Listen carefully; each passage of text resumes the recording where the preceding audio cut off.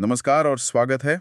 आज हम एक बहुत ही कह सकते हैं कि बुनियादी लेकिन शायद सबसे ज़रूरी विषय पर बात करने वाले हैं, बाल वृद्धि और विकास के सिद्धांत। जी बिल्कुल। और हमारे हाथ में जो सोर्स है वो सीधे सीधे CTT मतलब सेंट्रल टीचर एलिजिबिलिटी टेस्ट की तैयारी से जुड़ा एक दस्तावेज है। टाइटल भी एकदम सीधा है, growth and development for CTET exam. अब देखिए, हम सब ने स्कूल में पढ़ा है कि ग्रोथ और डेवलपमेंट में एक फर्क होता है, एक शारीरिक है, दूसरा मानसिक भावनात्मक। पर आज हम इस किताबी परिभाषा से थोड़ा आगे बढ़ेंगे, ये समझने की कोशिश करेंगे कि एक क्लासरूम में जहां मान लीजिए 30 अलग-अलग बच्चे हैं, ये फर्क असल में एक टीचर के लिए क्या मायने रखता है। यह एक बहुत ही अच्छा सवाल है, क्योंकि इस सोर्स का एक परीक्षा से जुड़ा होना ही मतलब सबसे बड़ी बात है।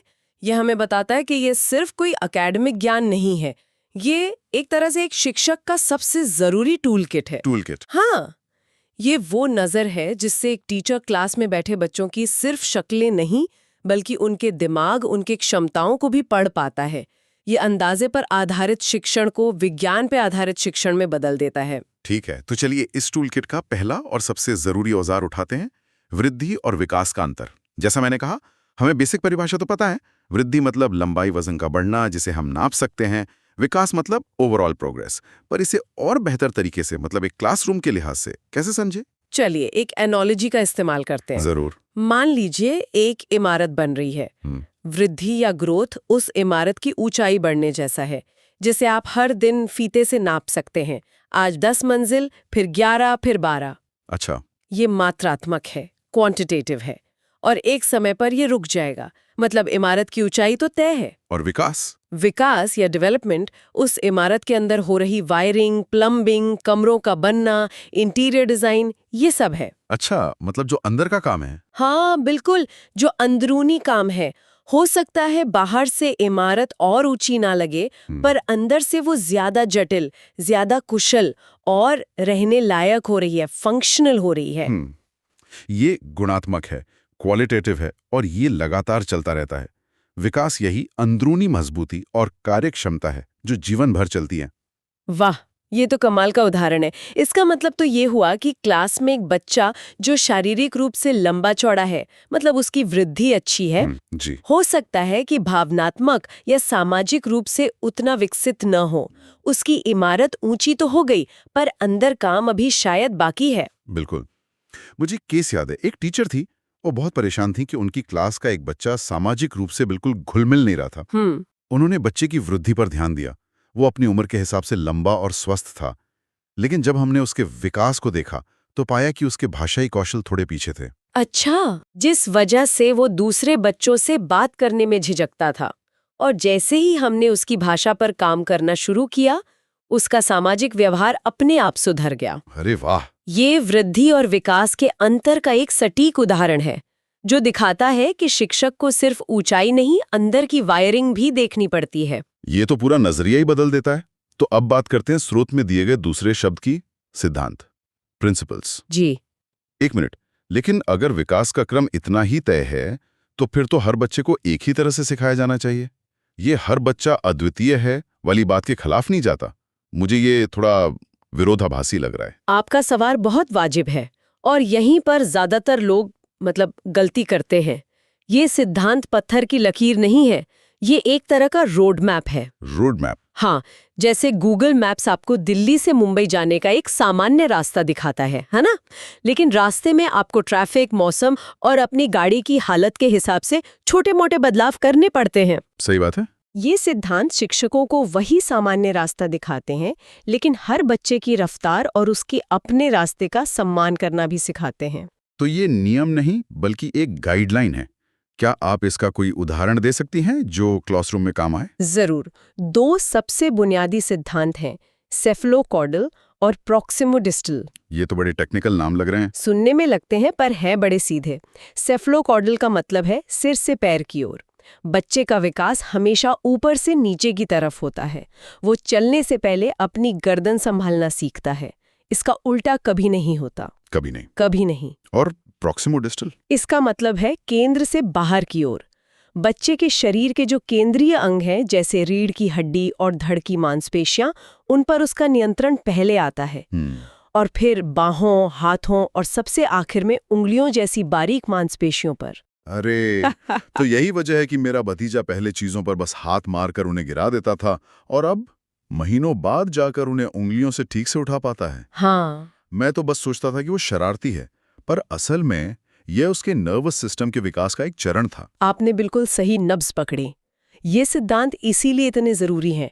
ये शिक्षक को एक तरह की एक्सरे विजन देते हैं। X ray vision. जी, जब एक टीचर देखती है कि कोई बच्चा लिखते समय अपनी पूरी कलाई घुमा रहा है, ना कि सिर्फ उंगलियां, तो वो ये नहीं सोचती कि ये बच्चा आलसी है। वो प्रॉक्सिमो डिस्टल सिद्धांत को याद करती है और समझ जाती है कि बच्चे का फाइन मोटर कंट्रोल अभी विकसित हो रहा है। तो सजा देने के बजाय वो उसे मिट्टी या क्ले से खेलने जैसी एक्टिविटी देगी ताकि उसकी उंगलियों की मांसपेशियां मजबूत हों। मतलब ये सिद्धांत अंदाजे को समझ में बदल देते हैं। बिल्कुल। यह तो सच में एक सुपर पावर जैसा है। क्या और भी ऐसे सिद्धांत हैं? हाँ, एक और महत्वपूर्ण सिद्धांत है कि विकास सामान्य से विशिष्ट की ओर बढ़ता है, जनरल टू स्पेसिफिक। अच्छा। शुरू में एक बच्चा किसी चीज को देखकर उत्साहित होता है तो अपना पूरा शरीर हिलाता है, हाथ पैर सब चलाता है। ये एक सामान्य प्रतिक्रिया है। लेकिन जैसे जैसे वो बड़ा होता है, वो सिर्फ मुस्कुराकर या ताली बजाकर अपनी खुशी जाहिर करना सीख जाता है। हाँ, ये तो देखा है मैंने। वो एक विशिष्ट प्रतिक्रिया है। इसी तरह बच्चा पहले बॉल शब्द हर गोल चीज के लिए इस्तेमाल करता है, चाहे वो संतरा हो या चांद। बाद में वो सीखता है कि बॉल सिर्फ खेलने वाली गेंद है। अच्छा, तो ये सीखने की प्रक्रिया का एक नेचुरल फ्लो है।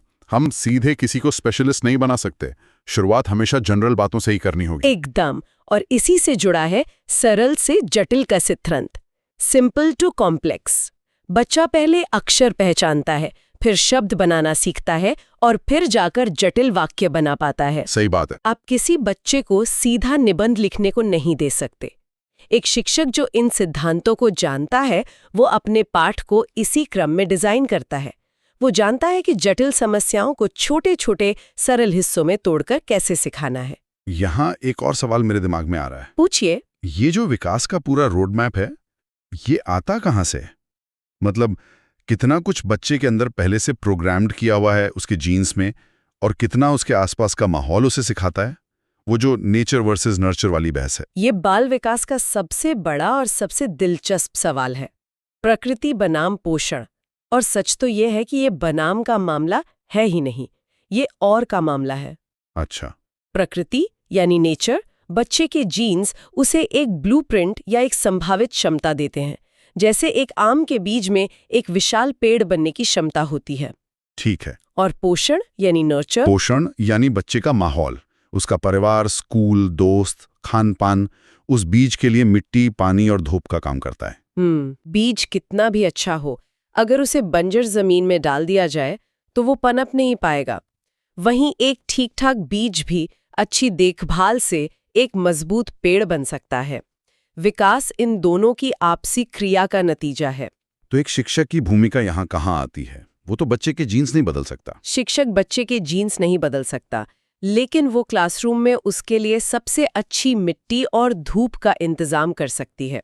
वो एक ऐसा माहौल बना सकती है जहां हर तरह के बीज को अपनी पूरी क्षमता तक पहुंचने का मौका मिले।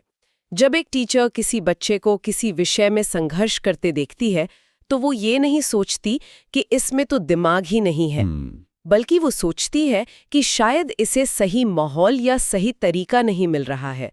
ये नजरिया ही एक शिक्षक को महान बनाता है। कमाल है। तो अब इन सब बातों को वापस सीटीईटी परीक्षा से जोड़ते हैं। किसी को शिक्षक बनने की पात्रता देने के लिए इन सिद्धांतों की समझ को परखना इतना जरूरी क्यों है? क्यों ना सिर्फ ये देखा जाए कि उन्हें अपना विषय जैसे गणित या विज्ञान कितनी अच्छी तरह आता है। कि आधुनिक शिक्षा सिर्फ जानकारी देने तक सीमित नहीं है।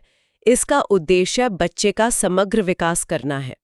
एक गणित का टीचर जो ये नहीं समझता कि 6 साल के बच्चे का दिमाग अमूर्त मतलब एब्स्ट्रैक्ट चीजों को नहीं समझ सकता, वो उन्हें सिर्फ रटाने की कोशिश करेगा और फेल हो जाएगा। सही बात है। लेकिन एक प्रशिक्षित शिक्षक जानती है कि उसी उम्र के बच्चों को खेल खेल में ब्लॉक्स या मोतियों से गिनती और जोड़ घटाना सिखाया जा सकता है। तो ये ज्ञान शिक्षक को बच्चे के स्तर पर उतरकर सिखाने में मदद करता है। बिल्कुल।